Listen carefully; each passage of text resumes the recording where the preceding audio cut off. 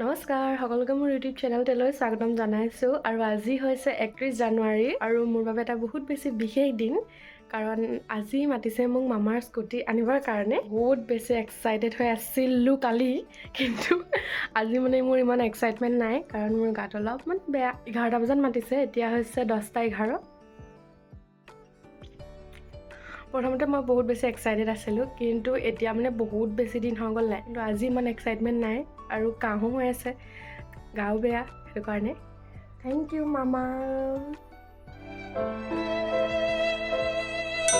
কাইলৈ স্কুটি দিবৰ আহিছ মোৰ ভাগৰ ইমান ভাল লাগিছে মনটো আপোনাক ইংৰাজী কৈ দিয়ক ভাল লাগিছে দেই ভাল লাগিছে দৌৰি আহিছোঁ মানুহটোৱে ফোন কৰিলে তুমি একদম পূৰা এক্সাইটেড হৈ দৌৰি আহিছোঁ কালি স্কুটি দিব বিশ্বাস হোৱা নাই জাষ্ট মজা চিঞৰিছিলোঁ এতিয়া মই মানুহটোক ফোনটো কাটিছোঁ এবাৰ বাবাক ছুটি লৈ তাকে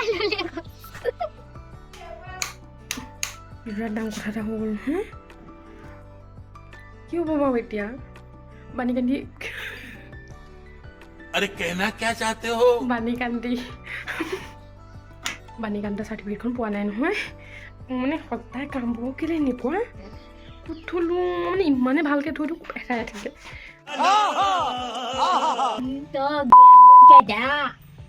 আপুনি কেনেকৈ গম পালে ইমান বেছি এক্সাইটেড আমাক আগবঢ়াই নিবলৈ আহিছোঁ এতিয়া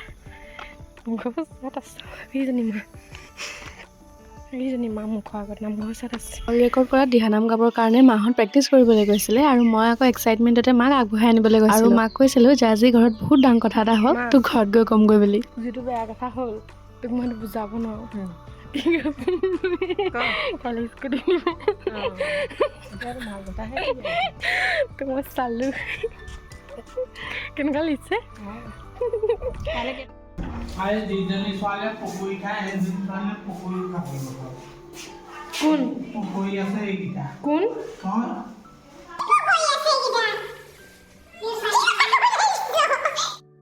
মই গলা তেনেকৈ বেছিকৈ খালোঁ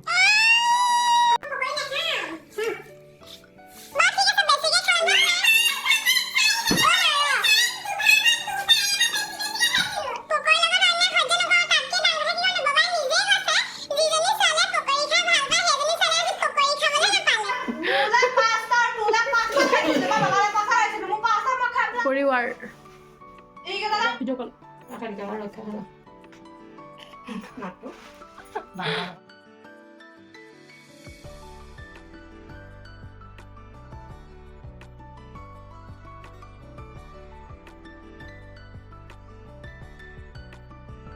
ভাত মাংস ভাত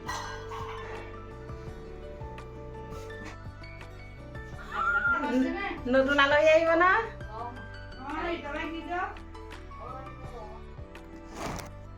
বিছনাখন অৱস্থা নাই আহিহে পাৰিম এতিয়া সানি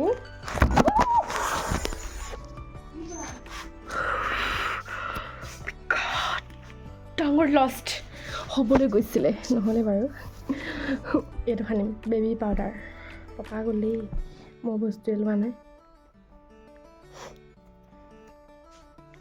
এইটো দেৰি হৈছে 10টাত 11টাত মাতিছিলে এতিয়া 11 বাজিলে সদায় দেৰি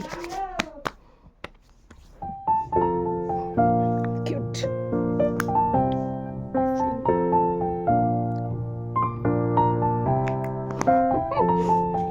outfit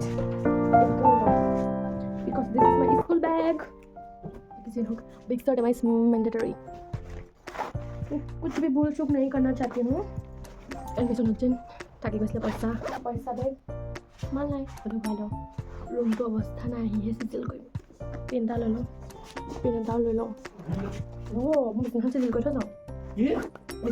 কৰি থৈ যাওঁ ৰ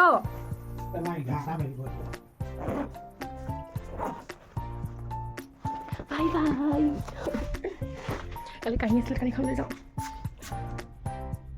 থাকিলে নিব দৰৱ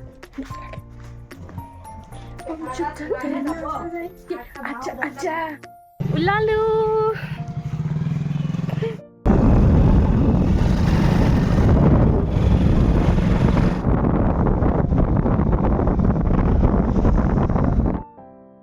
কাগজ জেৰক্স কৰি আমি ডিলাৰ পাই গ'লোগে। সেইদিনাখন আকৌ বহুত কেইখন স্কুটি দিয়া হৈছিলে দেই। গৈ পাই এয়া বহিবলৈ দিলে আৰু চাহ খাবলৈ দিছিলে। পিছে কৰ আৰু চাহ খোৱা হ'ব, কেতিয়া স্কুটি আনো লাগি আছে। এনেকৈ পাব্লিক প্লেচত ভিডিঅ' কৰিবলৈ লাজ লাগে যদিও যেন তেনে কৰিলোঁ আৰু দেই। অলপ টাইম বহাৰ পাছতে আকৌ মাতিলে, চহী কেইটামান কৰিবলৈ দিলে। তাৰপাছতে এয়া স্কুটিখন গাৰ্ড লগাই থোৱা আছিলে মোৰ ভাগৰ, মাত্ৰ নাম্বাৰ প্লেটখন লগাই দিলে আৰু। স্কুটিখন পিছে ধুৱাবগৈ লাগিব, যিহেতু ধূলি চুলি লাগি আছে তেনেকৈ থৈ দিছে। আৰু তেলো ভৰাব লাগিব। পাপাই ইফালে তেল ভৰাবলৈ লৈ গ'ল। পাপা অহাৰ পাছতে মিঠাই কিনি ল'লোঁ আৰু তাৰ পাছতে আহি গাড়ীখন ধোৱালোহি।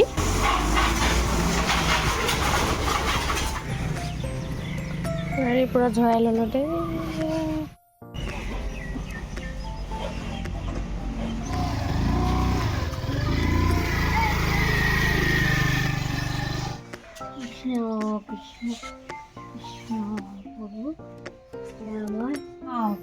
প্ৰভু ভগৱান তোমাৰ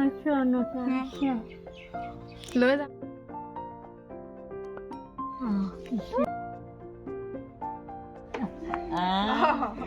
মা আকৌ দৰকাৰটোত বেংকলৈ বুলি গৈছিলে। মই আহি সেইফালে চাহ দিলোঁ চবকে। তাৰপাছতে এয়া হেলমেটটো চাইছোহি কেনেকুৱা দিছে। পিছবেলা আকৌ ববহঁতৰ ঘৰলৈও লৈ গ'লোঁ স্কুটিখন।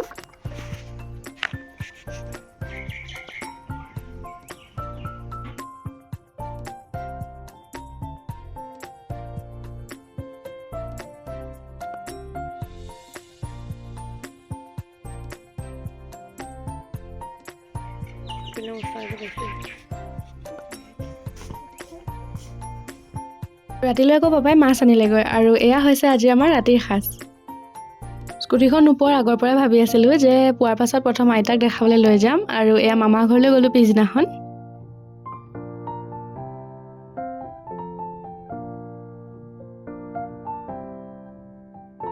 আজিৰ ভিডিঅ'টো ইমানতে সামৰিছোঁ। আকৌ লগ পাম অন্য এটি ভিডিঅ'ত। থেংক ইউ ইমান শেষলৈকে চোৱাৰ বাবে।